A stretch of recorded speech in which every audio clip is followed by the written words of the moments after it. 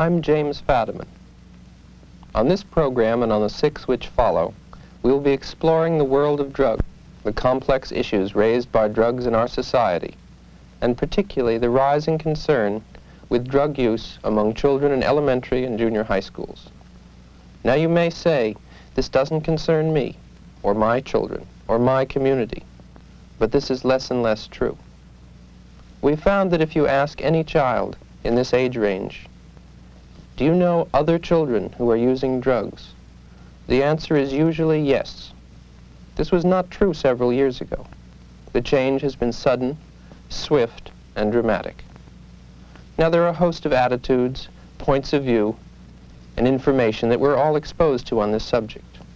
Some confuses us, some allows us to become complacent, some disturbs us, some is illuminating. School children hear them all and must make decisions. Well, I think that there are actually two ways in which amphetamines in particular may be misused or abused. Perhaps the largest single group of drug abusers or misusers are housewives and truck drivers and professional people who use amphetamines for reasons other than weight loss or as antidepressants or treatment of narcolepsy. But the other thing that comes very clear is that most people are involved in the drug scene because of their own head problems, not because of the world. Well, they'll stone you when you're trying to be so good. They'll stone you just like they said they would. They'll stone you when you're trying to go home. They'll stone you when you're there all alone. But I would not feel so all alone. Everybody must get stoned. Go get stoned.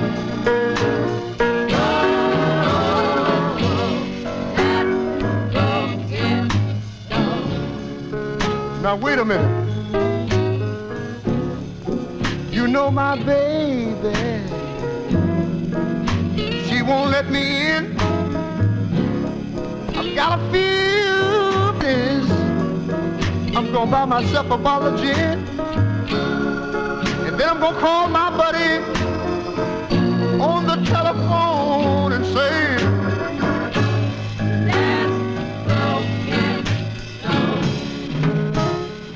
And kids aren't stupid. They really know where to get drugs, and I feel it's easier to get acid or speed or something than it is to buy bubble gum in a store because you have to wait in line. you know I work so hard all day long. Everything I try to do seems to always turn out wrong. That's why I want to stop by on my way home and say, there is a relationship between the use of marijuana and the eventual use of heroin, apparently. I don't think it's a causal relationship, and this is not the reason why marijuana or cannabis sativa is in our statutes as a dangerous substance or as a narcotic or anything else. It is a dangerous substance all by itself. We have found here in our area that one of the most effective approaches to young people is to chat with them about what kind of a person are we when the only way we can get kicks and the only way we can have a meaningful party, the only way we can get pressures off our backs, and the only way we can cope with situations is through a chemical, then we're not really much of a person. I'm sick of your crying and moaning and sighing in spite of my trying to be a good wife. My wash is the brightest, my baking the lightest, my teeth are the whitest you've seen in your life. My energy's draining from all of this straining. You're always complaining and sticking the knife. Maybe I'm being a little fastidious. Sorry I said that our marriage was bad. I could have said horrible, maybe you're hideous, but if I did, you would probably get mad. He's being despotic. She doesn't make sense. I'm feeling neurotic. I'm terribly tin. I'm being rejected. I've always suspected. What's it complete? She makes up with pain. I'll go home to mother. I'll find me another. Was happy I ate it. I am sick of restraint. You give me complaint that you make up like that. And you're letting your figure go, figure go, figure go, figure go, figure go. Wait a minute. Don't let nervous tension make you fit to kill. Take that little blue pill. A pill. A pill. A pill.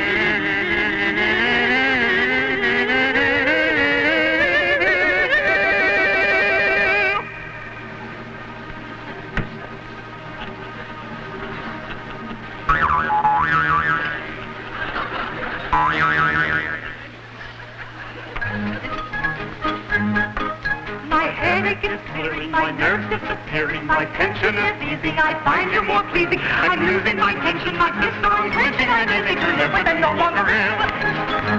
I'm feeling so happy, so merry and snappy, I feel so excited, completely delighted, we're living in bliss, now forgive me a kiss, now our marriage will stay, but that little fulfill. Two after dinner, you'll be a winner. Call up my mother, you'll need another. 3 when you get up, 6 when you're fed up. 4 when you're lazy, 12 when you're crazy. Crazy, crazy, get up, fed up, hey.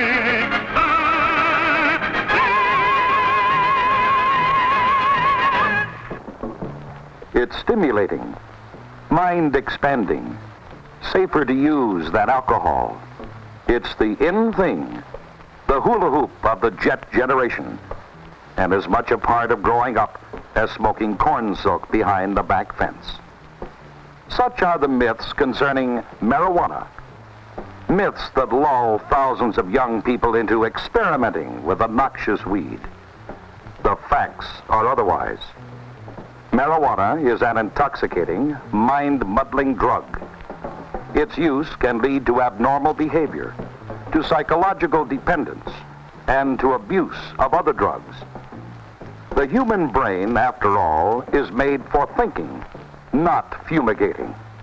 It's hardly a tinker toy for experimenting with drugs. This has been a public service message of the American Medical Association and your local station.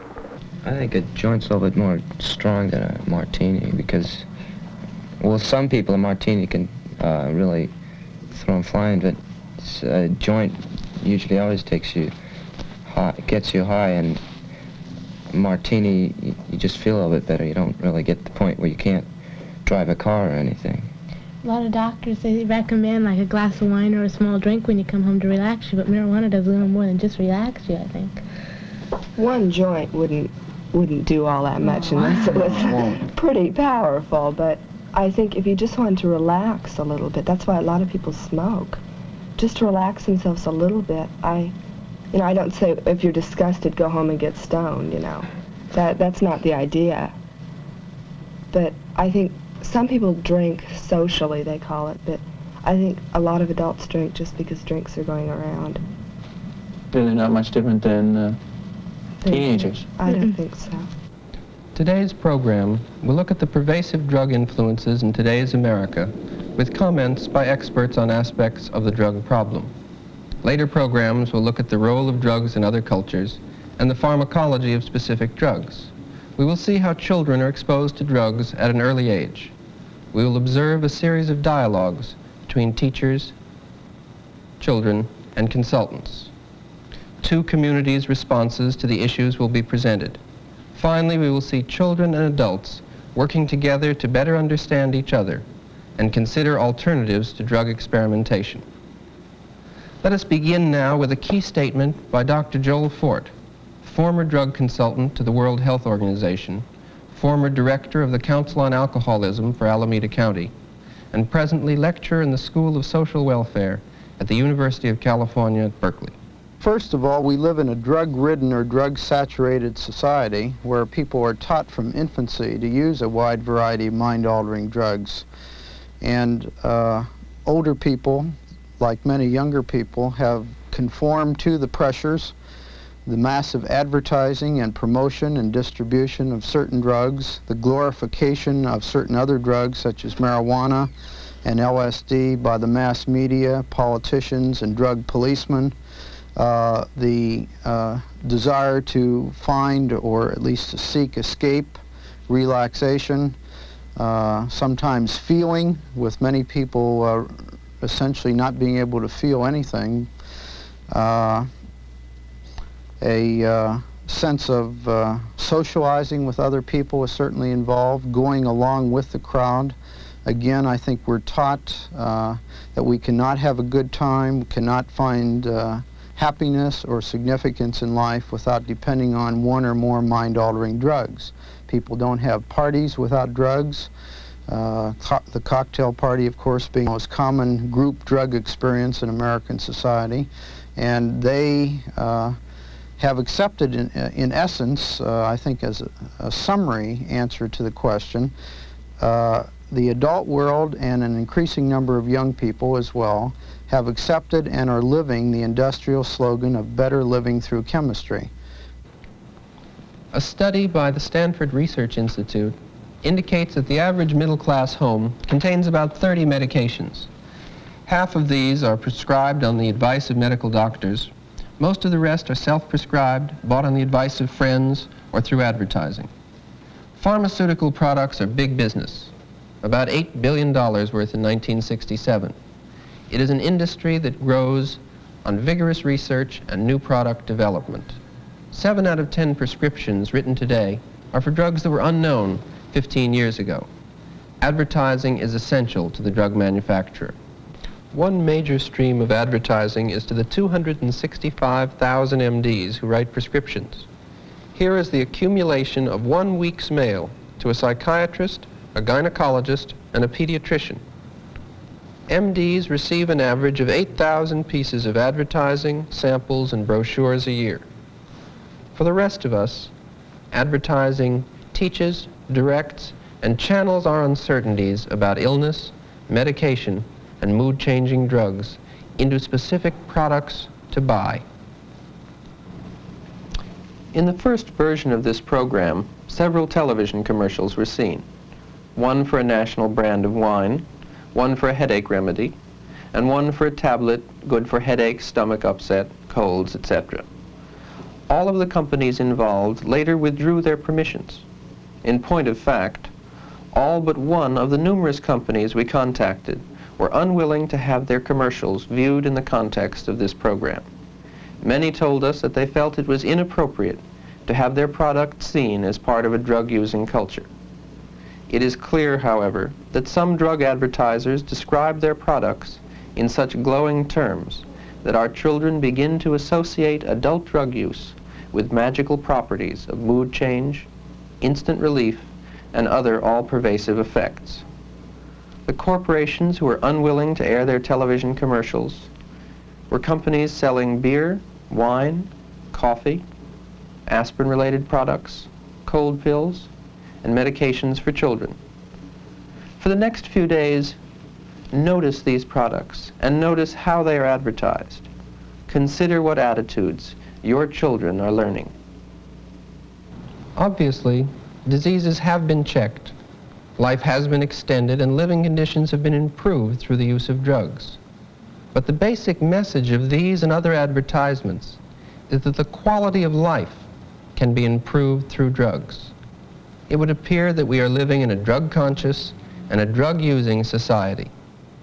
This series, however, is not about all drugs and not about all people, but centers on the young, their interest, their fascination with drugs. In a drug-conscious society, whether we like it or not, a growing number of children are experimenting with a growing number of drugs at an earlier and earlier age.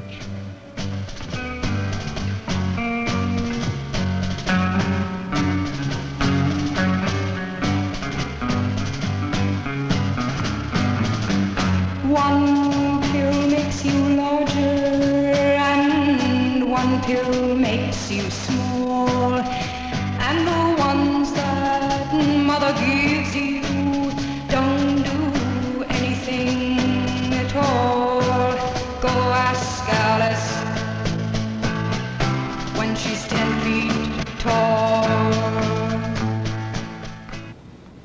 That was part of a song called White Rabbit by the Jefferson Airplane. It was very popular with the young. It refers repeatedly to drugs. Many adults are puzzled by this kind of music. Children are puzzled when you tell them this.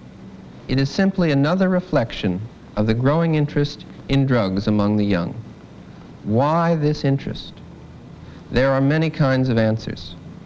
We've asked experts from a variety of backgrounds. An in-service instructor in drug education. Drugs are here to stay. They've been here for quite a while. People of all age levels use them, be it from the very young or to the very old. I don't think collectively we can come up with one solution. A judge of the Superior Court of the City and County of San Francisco. For 4 years, I served as judge of the Psychiatric Department of the Superior Court out at San Francisco General Hospital. And in that capacity, I had to determine whether or not people, and young people in particular, would be sent to the state hospital. And there I saw the tragic impact of drug abuse upon our children. And I said to myself that something ought to be done about it. And what can be done about it? Well, now let me give you a contrast which perhaps might furnish an answer. I don't think the answer lies in criminal sanctions and harsh criminal sanctions. You see, now I preside over the criminal department of the Superior Court, and people are brought before me because they have used drugs, and the penalties are very severe, and the people are treated as criminals and not as sick people. But I want to make this clear that it is the law, and the law must be obeyed. And in this connection, I'd like to call attention to the fact that in my office are 2,000 affidavits filed by people in a case attacking the constitutionality of the marijuana statute. And among the 2,000 people, all of them said that marijuana was not harmful, and most of them said marijuana was not harmful because they themselves had used it. Now, I disagree with these people.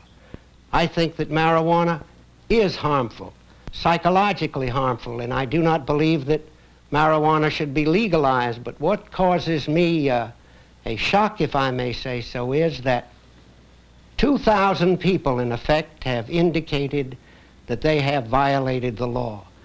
Now, the answer does not lie in violating the law. The answer lies in attempting by democratic means to change the law. Now, it may well be that the legislature at some time in the future may change the law and say that violations of the law for drug use shall not be punished by criminal sanctions. But until that is done, the law must be obeyed. I do think that the penalties are much too severe.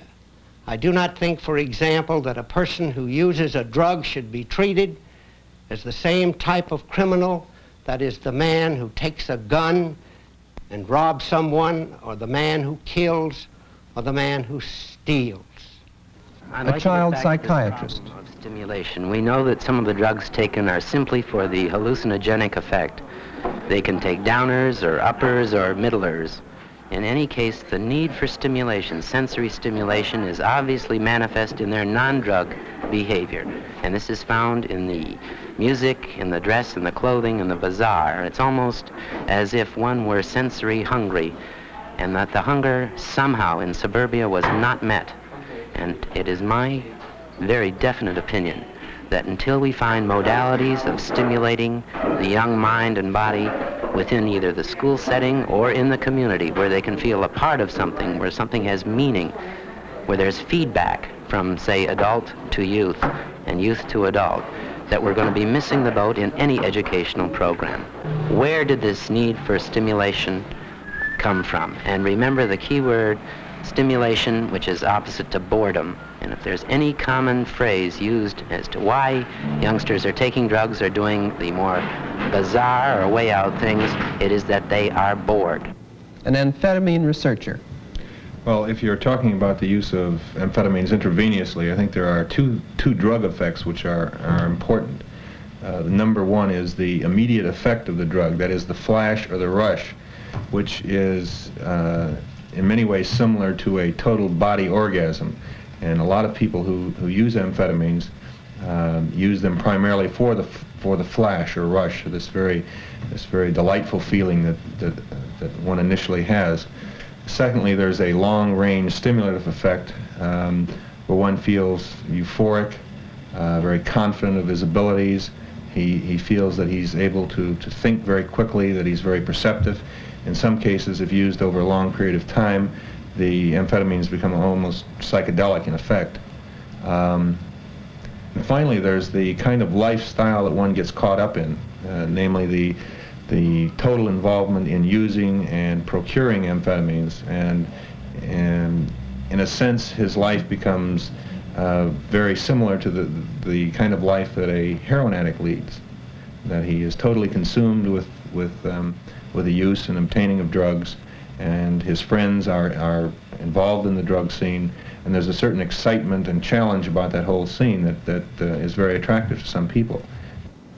A minister. Some kids are misusing drugs because they've got a pretty distorted picture of who they are. They're healthy kids, they've got a lot to going for them in terms of their ability to study, to relate, to be free, but for some reason, that's not the way they see themselves. That may be the way the world views them, but that's not the way they see themselves. And so they continue in their drug abuse to kind of cope with a kind of an unhappy world. I counsel a girl now, for instance, who every Sunday night becomes very nervous, very anxious. She's very uptight. She is trying to prepare herself for facing school on Monday. Now, this girl is, in best sense of the word, beautiful. And I don't mean just physically. She's really great. She's comes from a pretty solid family. She's got tremendous potential. She's open and free. She laughs, but she feels rejected. Now, in some ways, she's trying to handle a social kind of problem, which, by any objective measure, really does not exist. But it's a way of coping. And drugs accomplish a great deal in a short period of time. She takes barbiturates almost exclusively, Reds or Seconal, and it allows her just to back off from the pain of what she feels is rejection. So those who I think stay with it are people who are trying to cope with kind of a negative self-image, whether it's real or imaginary. I always qualify that because I don't like to generalize. Not all users are escapists. Not all of them are clamoring after a crutch of some sort. But some, those that act out in extreme fashion, are people that are hurt people. And this is their way of kind of pulling back into a corner and saying, well, at least I got this thing. This is my bag. A superintendent of schools. The people in our district who have spent a great deal of time talking with young people tell me that the young people continually say that there is a breakdown in communication with the parents, that the parents either are not interested in listening, or that they don't have the time to listen, or that they don't care. The fact that their parents may be over-involved in work or in various other activities which they may have. This is the sort of feedback that we get. We talked with two men of widely different experience. One, Dr. Stephen Patel, works in a research project in Haight-Ashbury. The other, Don McCune, is a director of instruction in a middle-class school system. It is interesting how their comments reinforce each other. Drugs. The young people that are using the drugs come from every walk of life.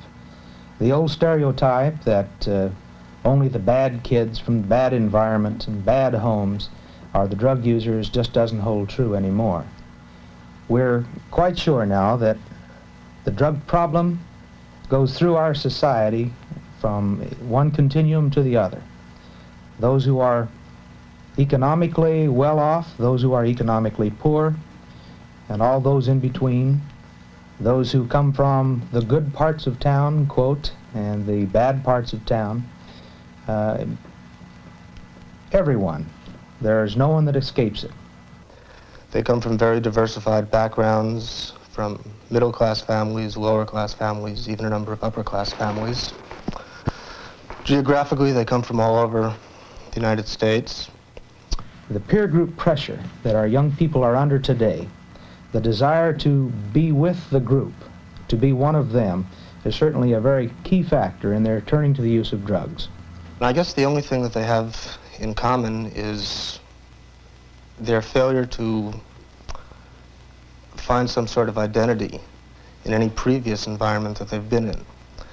They feel that they are more at home with the people who are here in the Haight-Ashbury, who are using drugs, and they feel that they can communicate better with others who use drugs. Young people in school today are being asked to perform at levels which we seriously doubted were possible in years before. So therefore, we're having emotional pressures on our young people. And some of them are turning to drugs to escape. Others are turning to drugs to turn on instead of turning off, to become stimulated. They seek excitement, and psychologically they're somewhat unstable and turn to the use of drugs to do this. They are often lonely, sometimes confused, and often very idealistic young people who are trying to find some meaning in life through the hippie culture and through the use of drugs.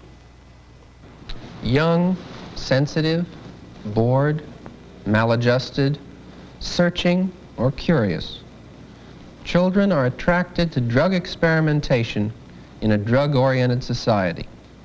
Ours is not the first culture to grapple with the attractiveness of drugs, but rarely has a culture focused this kind of attention on the issue.